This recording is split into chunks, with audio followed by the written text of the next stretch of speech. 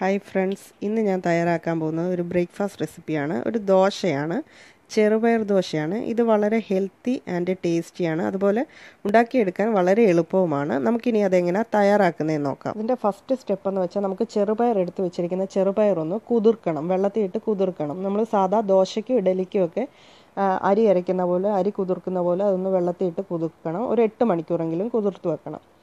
ഞാൻ രാത്രിയാണ് ഇട്ടിരുന്നത്. ഇപ്പോൾ രാവിലെ ഞാൻ എടുത്ത് നോക്കിയപ്പോൾ നന്നായിട്ട് നമ്മുടെ ചെറുപയർ കുതിർന്ന് കിട്ടിയിട്ടുണ്ട്. ഇത് നമുക്കിനി ഒന്ന് നല്ലതായിട്ടൊന്ന് അരച്ചെടുക്കണം, നല്ല ഫൈനായിട്ടൊന്ന് അരച്ചെടുക്കണം.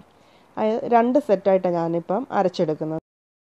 ഈ അരയ്ക്കുന്നതിൻ്റെ കൂട്ടത്തിൽ നമുക്ക് ചേർക്കാനുള്ളത് 5 ഞാൻ ചെറിയ ഉള്ളി ചേർത്തിട്ടുണ്ട്. കൂട്ടത്തിൽ ചെറിയൊരു പീസ് ഇഞ്ചി, 4 പച്ചമുളക്. ഇതിൻ്റെ കൂടെ നമുക്ക് ചേർക്കാൻ പറ്റുന്നത് കുറച്ച് അരിപ്പൊടിയും കൂടെ ചേർക്കാം. ആവശ്യമുണ്ടെങ്കിൽ കുറച്ച് ക്രിസ്പിനെസ് കിട്ടും അരിപ്പൊടി ചേർക്കുമ്പം.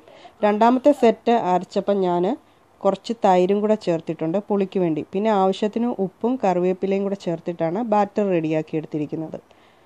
നമ്മൾ ഈ ദോശ പരത്തുമ്പോൾ ശ്രദ്ധിക്കേണ്ടത് നല്ല നൈസായിട്ടായിരിക്കണം ദോശ നമ്മൾ പരത്തിയെടുക്കേണ്ടത്. നമുക്ക് അതിൻ്റെ ടോപ്പിൽ കുറച്ച് ഗീയോ എണ്ണയോ ചേർത്തിട്ട് അത് നല്ല ക്രിസ്പിനെസ് ആയിട്ട് പരത്തിയെടുക്കണം.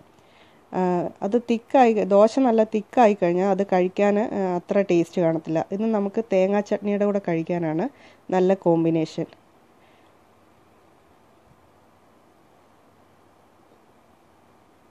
കുട്ടികൾക്കൊക്കെ ഇത് നല്ല ഹെൽത്തി ആയിട്ടുള്ള ഒരു ബ്രേക്ക്ഫാസ്റ്റാണ്. വളരെ എളുപ്പത്തിൽ നമുക്ക് ഇൻസ്റ്റൻ്റായിട്ട് തന്നെ അരച്ച ഉടനെ തന്നെ ചുട്ടെടുക്കാവുന്നതുമാണ്.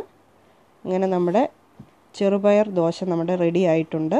Thank you for watching my channel. നിങ്ങൾക്ക് ഈ റെസിപ്പി ഇഷ്ടപ്പെടുകയാണെങ്കിൽ നിങ്ങൾ എൻ്റെ ചാനൽ ഒന്ന് സപ്പോർട്ട് ചെയ്യണം, സബ്സ്ക്രൈബ് ചെയ്ത് ലൈക്ക് ചെയ്ത്. Thank you.